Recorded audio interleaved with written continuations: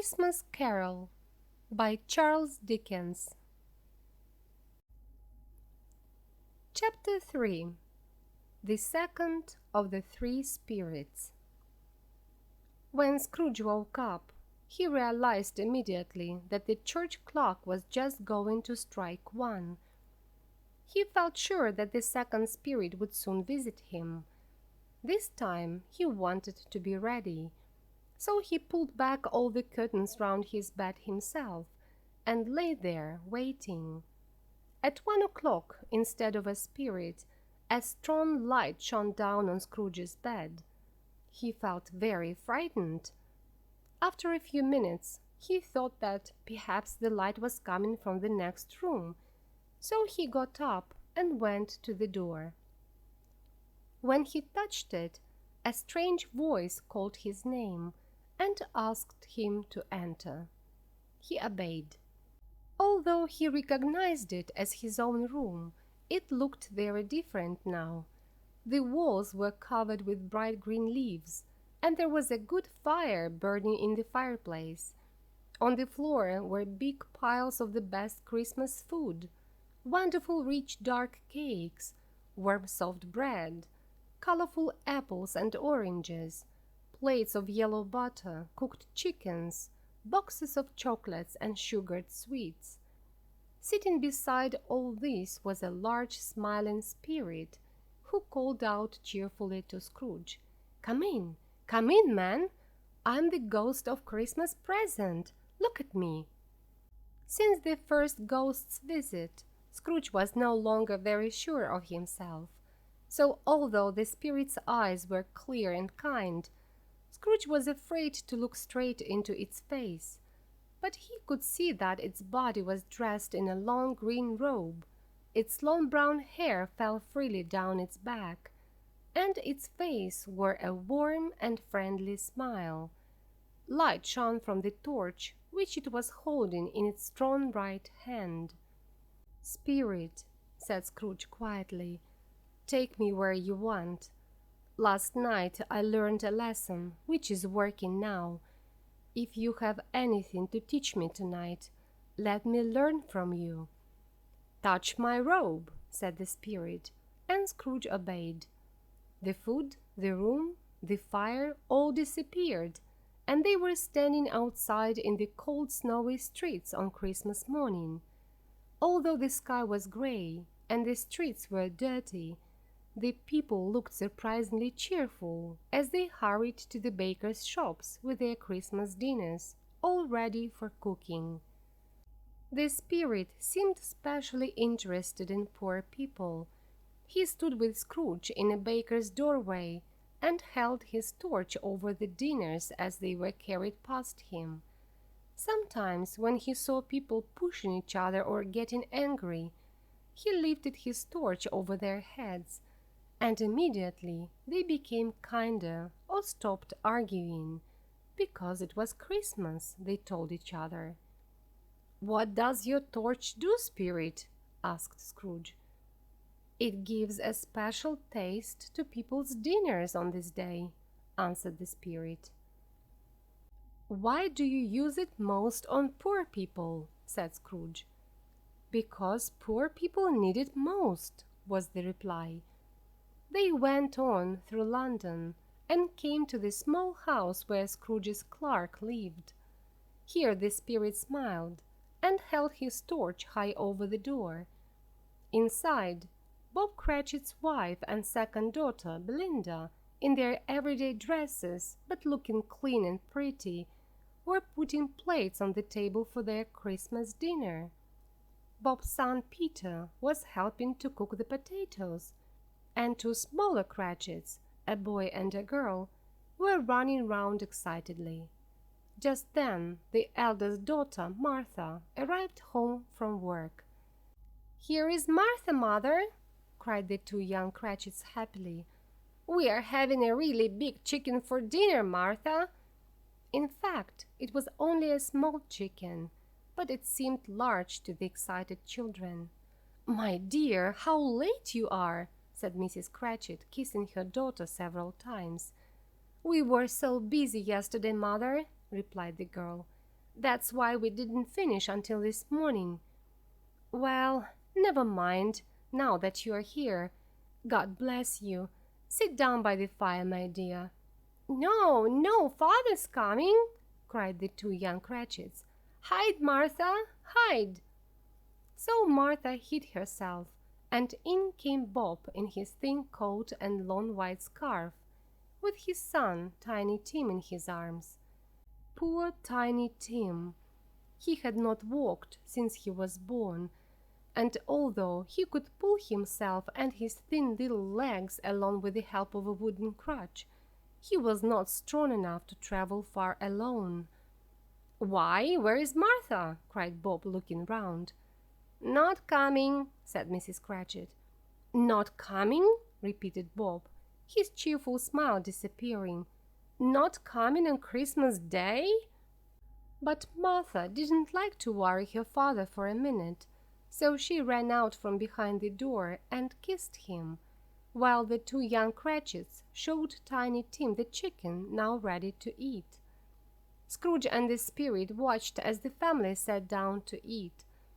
It was a poor enough meal, but to them it seemed wonderful, and they ate every bit of it.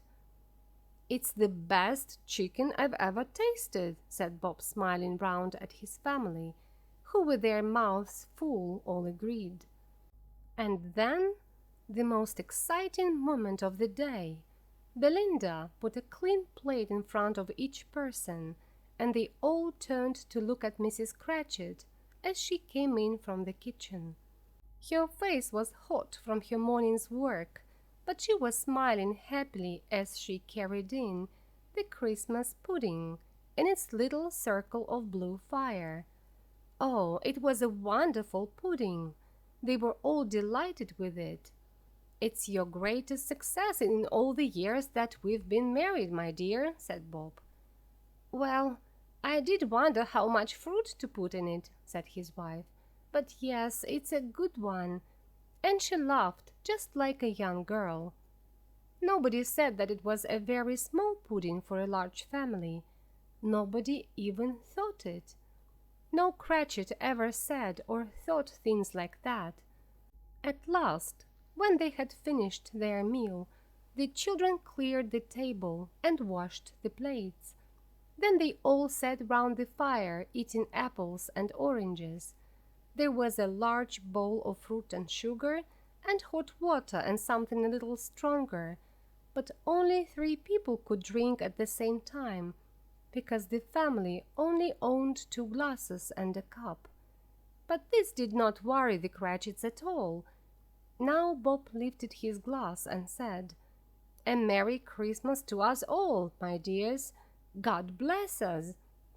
The family repeated his wish, and Tiny Tim said, last of all, "God bless us, everyone." He sat very close to his father on a small chair. Bob held his son's thin little hand in his own. The boy had a special place in his father's heart. "Spirit," said Scrooge, with an interest that he had never felt before, "tell me if Tiny Tim will live. In the future I see an empty chair by the fire, with a crutch beside it. If these shadows do not change, the child will die." "No, no," said Scrooge. "Oh no, kind Spirit, say that he will live." "If his life does not change soon, he will die before next Christmas." "What does that matter? There are too many people in the world, so it's a good thing if some of them die." Scrooge was ashamed and sad to hear his own words spoken by the Spirit, but he lifted his head when he heard his name. "Mr. Scrooge," said Bob, "let's drink to Mr. Scrooge, whose money has paid for this meal." "His money?" said Mrs. Cratchit angrily. "What can we buy with his 15 shillings a week? Why should we drink to the health of a hateful, hard, unfeeling, mean old man like Scrooge?" "My dear," said Bob gently, "remember it's Christmas." "Well, Bob, I'll drink to his health only because of you and because it's Christmas. Long life to Mr. Scrooge. A Merry Christmas and a Happy New Year to him. He'll be very merry and very happy, I'm sure." When the children heard Scrooge's name, a dark shadow came over their happiness for a while, and they were quiet and a little sad. But 5 minutes later they were talking and laughing and telling stories, 10 times merrier than before. They were not a good-looking or a well-dressed family, but they were happy and grateful and loved each other. As they disappeared in the light of the spirit's torch, Scrooge could not take his eyes off them, especially Tiny Tim. By this time it was getting dark and snowing heavily. The spirit took Scrooge into many houses where fires were burning cheerfully and food was cooking, and people were merrily welcoming their friends and families into their homes. The ghost was delighted to see all this excitement, and made sure that he lifted his torch over every poor family, to give them more fun and better food, and greater happiness. Then the spirit took Scrooge away from the busy capital, to a wild, lonely place in the country where no trees grew. Here they visited a small stone house, a long way from any town or village, where an old man and woman were singing Christmas carols with their children and grandchildren. The spirit did not stay long here, but told Scrooge to hold his robe again. "Where are we going?" "Not up in the air, surely?" And Scrooge, terribly frightened, looked down as they flew over the land and then over the sea. It was stormy, windy weather, and the waves crashed violently underneath them. The spirit took Scrooge to a lighthouse built on a lonely rock several miles from land.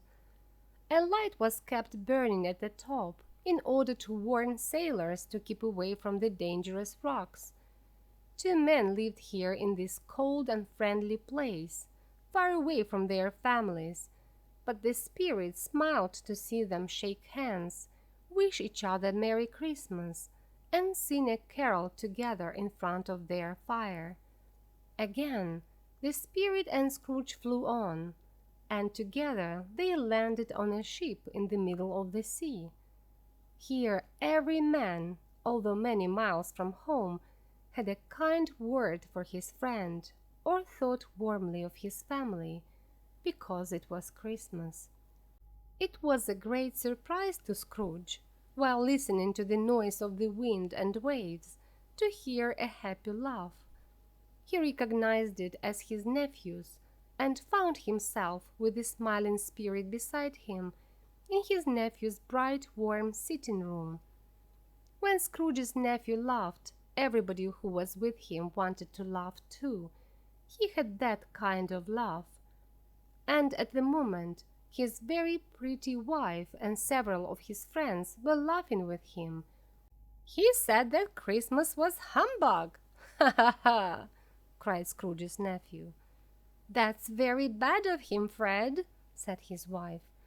"He is a strange old man," said Scrooge's nephew, "but I'm sorry for him. His money is no use to him, you see. He isn't at all happy or comfortable, although he is rich. It's sad to think of him sitting alone in his cold room. And so I'm going to invite him every Christmas. He can be cross and miserable if he likes, but I'll go on inviting him, and one day perhaps he'll think better of Christmas." After tea, the cheerful little group sang songs and played music. Scrooge recognized the song that his little sister used to sing, and remembered sadly what the ghost of Christmas past had shown him. Later the friends played guessing games, and Scrooge joined in the games with delight. Nobody except the spirit could hear him, but he often guessed the right answer. "It's time to go now," said the ghost, smiling at the old man's childish excitement, No, Spirit, please, let me stay a little longer. Look, they're playing a new game. It was a game called Yes and No, in which Scrooge's nephew had to think of something, and the others had to ask questions to discover what it was. The only possible answer were yes or no. Scrooge heard that Fred was thinking of a living animal, a wild animal, sometimes an angry animal, which lived in London and walked in the streets. Every time he answered a question, Fred could not stop himself laughing. At last, his wife's dark, pretty sister started laughing too. "I know what it is, Fred, I know," she cried out. "It's your Uncle Scrooge." Everyone laughed until they cried. What a wonderful game! What a clever idea of Fred's! But at last Fred dried his eyes and said, "We've been very merry because of him, so I think we should drink to his health. Here is to Uncle Scrooge. A Merry Christmas and a Happy New Year to the old man. Uncle Scrooge!" "To Uncle Scrooge!" they all cried, cheerfully lifting their glasses. Uncle Scrooge wanted to thank them, but the spirit hurried him away. The ghost seemed much older now. His brown hair had become gray. "Are spirits' lives so short?" asked Scrooge. "My life in this world ends at midnight tonight. Listen, it's 1:15 now." The church clock was striking the 3/4. "Excuse me for asking, Spirit," said Scrooge, "but what are those strange things near your foot?" "Oh, man, look here," said the Spirit sadly, and brought out from under his robe 2 ghostly figures, a boy and a girl. They were thin and poorly dressed, with cold, mean eyes and dry yellow skin, and their faces showed only a frightening and murderous hate. Scrooge had never seen anything so terrible or so sad. "These miserable children are man's," said the spirit. "The boy is crime, the girl is need. They will destroy man if nothing is done about them." "Can't anyone help them?" cried Scrooge. "Are there no prisons?" said the spirit, turning on Scrooge for the last time with his own words. "Are there no workhouses?" The clock struck 12. Scrooge looked, but could not longer see the ghost or the children. He was alone again. Chapter 4. The Last of the Spirits. The third spirit will come at midnight. Scrooge suddenly remembered the words of Jacob Marley's ghost, and lifting his eyes saw a spirit, all in black, coming slowly towards him. It was a tall, silent figure, wearing a long black robe, which hid its head and body. When it came close to him, it stopped and pointed onwards with one hand. Scrooge was more afraid of this spirit than he had been of the others, and his voice was shaking as he asked, "Are you the spirit of Christmas yet to come?" The ghost neither spoke nor moved, but still pointed onwards. "Are you going to show me shadows of the things which haven't happened yet, but will happen in the future?" Scrooge asked. There was no answer. "Ghost of the future," he continued, "you frighten me very much, but I think you can help me to change my life. I'll be very grateful to you if you show me the future. Won't you speak to me?" Again no reply. "Well, show me the way, spirit," said Scrooge finally. "The night is passing, and time is valuable to me, I know." The ghost moved away, with Scrooge following in its shadow. Suddenly they were in the heart of the capital, among the businessmen and money-lenders. The ghost pointed to one small group of men, so Scrooge went closer to listen to their conversation.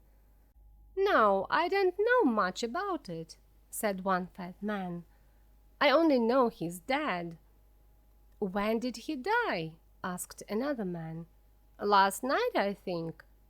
"Why? What was the matter with him?" asked a third. "I've no idea," replied the fat man, looking bored. "Who cares?" "What's he done with his money?" asked a red-faced gentleman. "I haven't heard," said the fat man.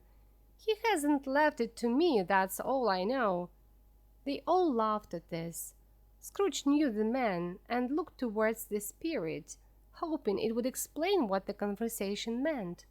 But the ghost moved on, pointing at two more men. Scrooge listened again. He knew these men well. They were rich and important, and he had often done business with them. "How are you?" said one. "How are you?" replied the other. "Well," said the first, "the old man has died at last, has he?"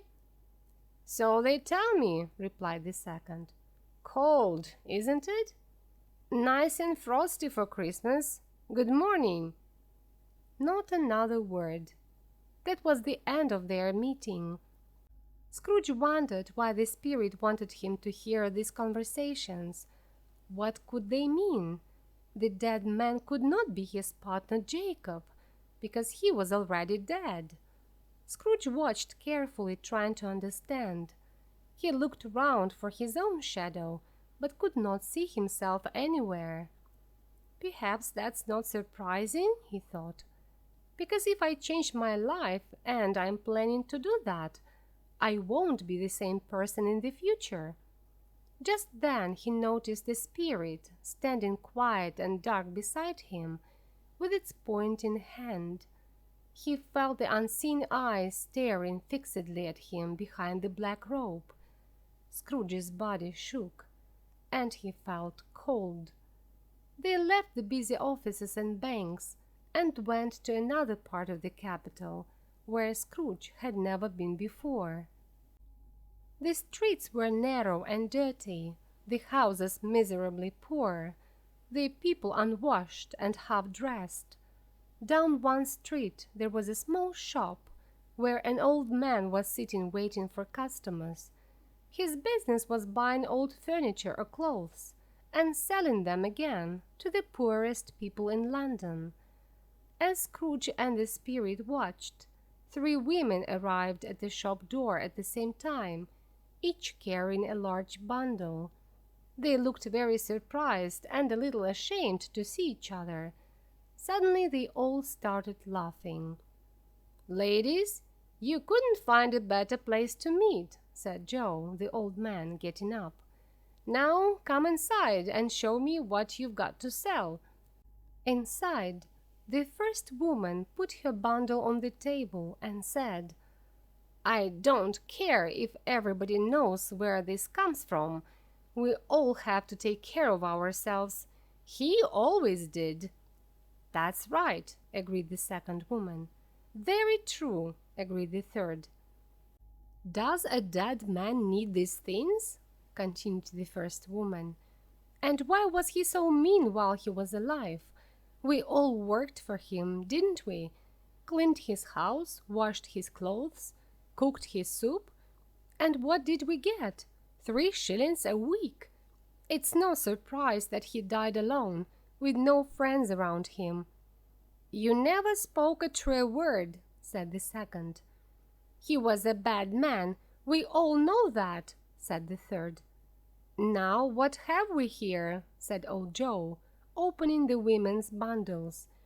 "Buttons, pencils, boots, silver spoons, some excellent bed curtains, blankets, and a very good shirt," he added, feeling the fine cotton. "Yes, it was his best," said the first woman. "They put it on him after he died, but he doesn't need it now that he's dead. And the blankets and bed curtains, he doesn't need them either." "You took the shirt off a dead body and the blankets and curtains off his bed while he was lying there? Well, well," said Joe, shaking his head. "Here is your money." And he counted out several shillings into the women's hands. "Ha ha ha!" laughed the first woman. "He frightened everyone away when he was alive, and we've made money out of him now that he's dead." Scrooge felt sick and angry at the same time. "Spirit," he said, "I see now. I could be that unhappy man. Good heavens! What's this?" Joe and the women had disappeared, and Scrooge was standing in a dark room. Opposite him was a bed, with no blankets or curtains. A light shone down from above onto the body of a dead man, covered with a sheet. "How sad," thought Scrooge, "to die with no friends or family round him, to lie in an empty room with no candles or flowers, and robbed of his clothes.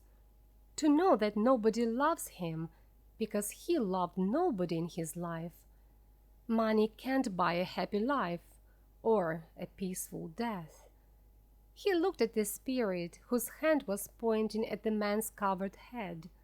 It would be easy to lift the sheet and see who the man was, but for some reason Scrooge could not do it. "Spirit," he said, "this is a terrible place. Let's go."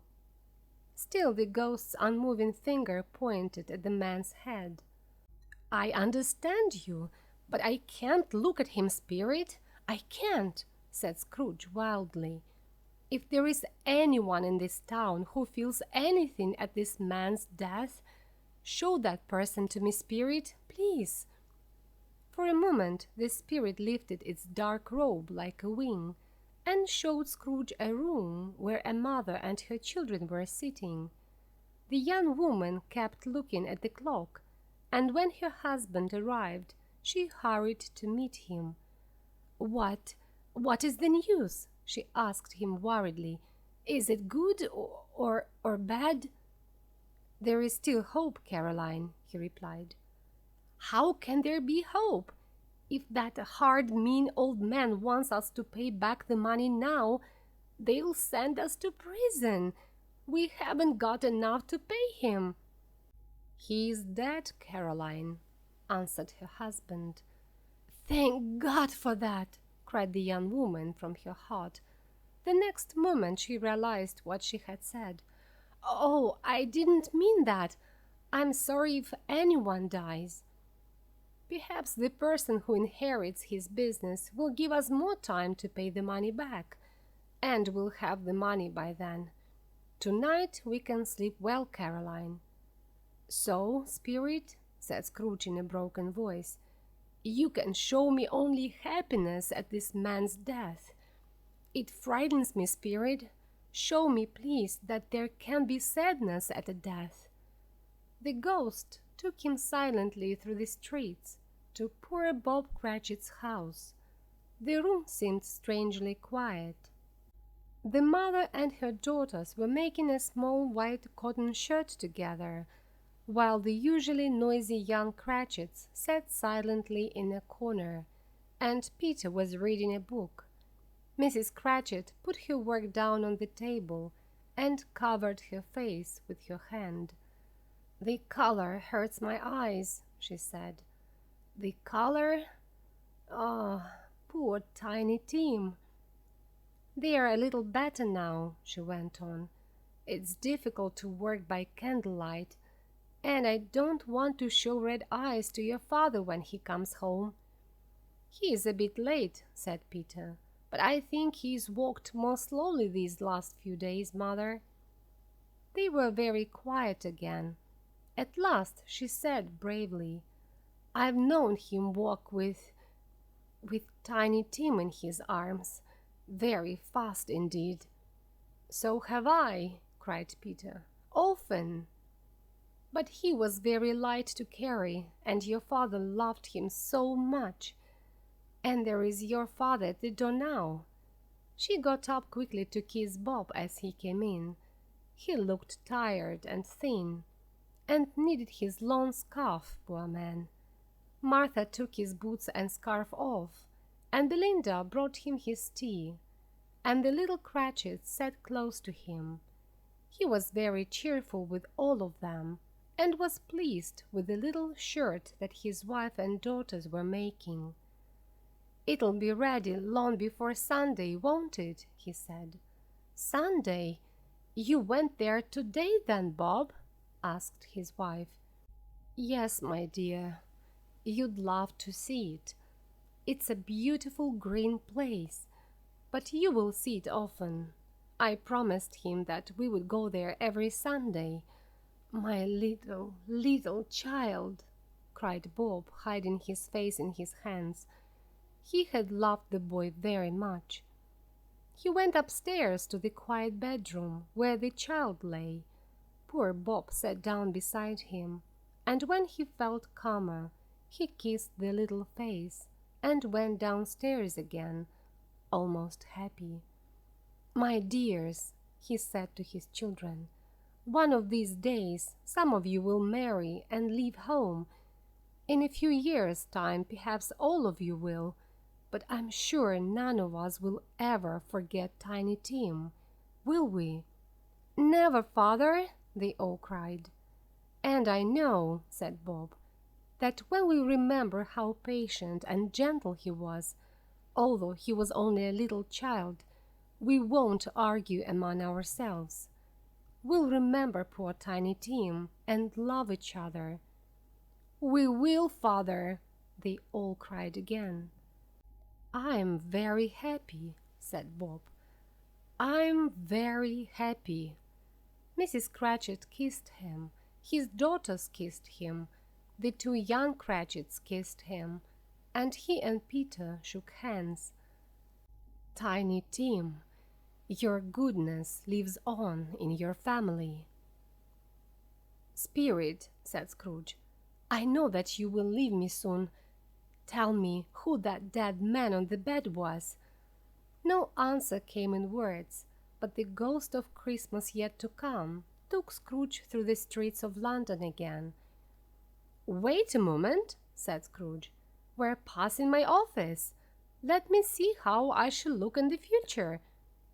The spirit stopped. Its hand was pointing away from the office, but Scrooge hurried up to the window and looked in. It was an office still, but not his. The furniture was not the same, and the figure in the chair was not himself. The ghost continued to point onwards, and Scrooge followed. They reached a church and entered the churchyard.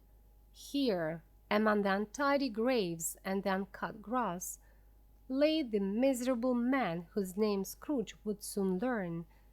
It was a lonely place, most suitable for a man so unloved. The spirit stood and pointed down at one of the graves. Scrooge was strangely afraid. "Before I look more closely at that gravestone," he said, "answer me one question. Are these the shadows of the things that will be, or are they only shadows of the things that may be?" Without replying, the ghost pointed silently down at the grave. Scrooge moved slowly towards it, and following the finger, read on the stone his own name, Ebenezer Scrooge. "Am I that man who was lying on the bed?" he cried. The spirit pointed from the grave to him and back again. "No, spirit. Oh, no, no!" The finger was still there. Scrooge fell to the ground in front of the ghost, holding its long dark robe. "Spirit, listen. I am a changed man. I have learned my lesson from you, spirits. Why show me this terrible end if there is no hope for me?" For the first time the hand appeared to shake. "Good spirit, tell me that my future will change if I change my life now." The kind hand shook again. "I will remember the past and think of the future. I will be good to other people. I will keep Christmas in my heart and will try to be kind and cheerful and merry every day. Oh, tell me I can clean away the writing on this stone." Wildly, he caught the ghostly hand and held it for a moment, but the spirit was stronger than him and pulled its hand away. Just then, Scrooge noticed that something strange was happening to the spirit. It was getting smaller and smaller, and suddenly it became a bedpost. Chapter 5. The End of the Story. Yes, and the bedpost was his own. The bed was his own. The room was his own. Best and happiest of all, the future was his own, to change his life in. "I will remember the past and think of the future," repeated Scrooge as he jumped out of bed. "God bless you, Jacob Marley, and God bless Christmas." In his excitement, he found it difficult to speak. His face was still wet from crying. "Here are my bed curtains," he cried delightedly. "They aren't stolen, and I'm alive. Those were only shadows of things that may be. The future will be different. I know it will." All this time his hands were busy, hurriedly putting on his clothes. He put his left foot in his right shoe, couldn't find the buttons on his shirt, and forgot to brush his hair. "I don't know what I'm doing," said Scrooge, laughing and crying at the same time. "A Merry Christmas to everybody! A Happy New Year to all the world! Hooray! There is the door which Jacob's ghost came through. There is the corner where the ghost of Christmas present sat. There is the window where I saw the traveling ghosts. It's all true. It all happened. Ha ha ha ha ha!" Really, for a man who hadn't laughed for so many years, it was an excellent laugh. The father of a long line of excellent laughs. "I don't know what day of the month it is," said Scrooge. "I don't know how long I've been with the spirits. I don't know anything. I'm just like a baby. Never mind, I prefer being a baby. Hooray!" Just then he heard the church bells ring out louder than he had ever heard before. Running to the window, he opened it and looked out. No fog at all, a clear, bright, cold day, golden sunlight, blue sky, sweet, clean air, merry bells. Oh, wonderful, wonderful! "What's today?" he cried, calling down to a boy in the street. "Today?" replied the boy in great surprise. "Why, it's Christmas Day!" "So I haven't missed it," thought Scrooge. "The spirits have done it all in one night." He called down to the boy again. "Hello, young man! Do you know the meat shop at the corner of the next street?" "Of course I do," replied the boy. "What an intelligent boy!" said Scrooge. "Do you know if they've sold the big turkey that was in the shop window yesterday?" "What? The one as big as me?" asked the boy. "What a delightful boy!" said Scrooge. "It's wonderful talking to him. Yes, that's the one." "It's still there in the window," said the boy. "Is it?" said Scrooge. "Well, go and buy it." "You don't mean it!" cried the boy. I do. I'm serious. Go and buy it, and tell the man to bring it back here. Come back with the man and I'll give you a shilling. Come back in less than 5 minutes and I'll give you 3 shillings. The boy went off like a bullet from a gun. "I'll send the turkey to Bob Cratchit's," laughed Scrooge. "He'll never know who sent it. It's twice as big as Tiny Tim." He went on laughing as he wrote Bob's address, gave it to the man with the turkey, and paid for a taxi, because the turkey was much too heavy to carry all the way to Camden Town. Now he finished dressing and went out into the streets, wearing his best clothes. The town was full of happy, busy people, and Scrooge smiled at all of them. 3 or 4 men said cheerfully to him, "Good morning, sir, and a Merry Christmas to you." Scrooge thought these were the best sounds that he had ever heard. As he was walking, he suddenly noticed one of the comfortable-looking gentlemen who had come to his office to ask for money for the poor. Scrooge went straight up to him, took the old gentleman by both hands, and said, "My dear sir, how are you? A Merry Christmas to you, sir." "Mr. Scrooge?" asked the gentleman, surprised. "Yes, that's my name. I'm very sorry for what I said to you when you visited me yesterday. Will you please—" And he spoke very quietly in the gentleman's ear.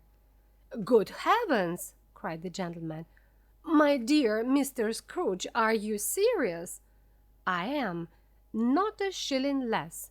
I must tell you, I haven't given anything to anyone for years."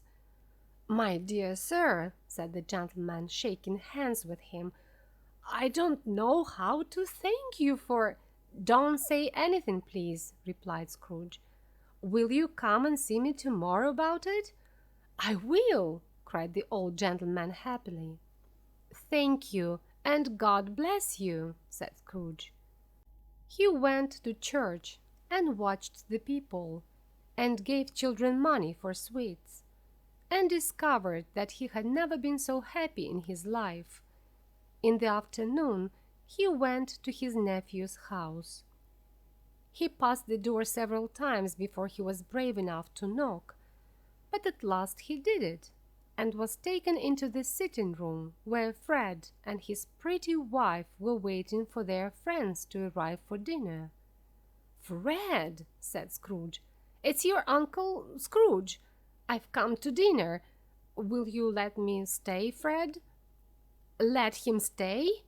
Fred almost shook his uncle's arm off. Scrooge felt at home in 5 minutes. Nothing could be merrier. And what a wonderful dinner they had! Wonderful party, wonderful games, wonderful happiness. But he was early at the office next morning. Oh, he was there early. He wanted to catch Bob Cratchit arriving late. And he did. The clock struck 9. No Bob. 1/4 past. No Bob. He was 18.5 minutes late when he finally hurried in. Scrooge was sitting with his office door open. "Hello," said Scrooge in his old hard voice. "What do you mean by coming here so late?" "I'm very sorry, sir," said Bob. "I am late. It's only once a year. We were rather merry yesterday, sir." "Now, I'll tell you what, my friend," said Scrooge. "I'm not going to have this any longer, and so," he continued, jumping off his chair and shaking Bob's hand, "I'm going to pay you twice as much." Bob's face went white. For a second or two he thought that Scrooge had gone crazy. "A Merry Christmas, Bob," said Scrooge, and it was clear that he meant it. "A merrier Christmas, Bob, than I've given you for a long time. I'm going to pay you well and help you with your family, and we'll discuss it all this afternoon over a Christmas drink, Bob. Put more wood on the fire at once, Bob Cratchit, and let's be comfortable." Scrooge did everything that he had promised, and more. To Tiny Tim, who did not die, he became a second father. He became as good a friend, employer, and man as anyone in London or in the world. Some people laughed to see the change in him, but he did not care. His own heart laughed inside him, and that was good enough for him. He never had any more conversations with spirits, but kept Christmas cheerfully and lived a happy life. That is what all of us want. And so, as Tiny Tim said, God bless us, everyone.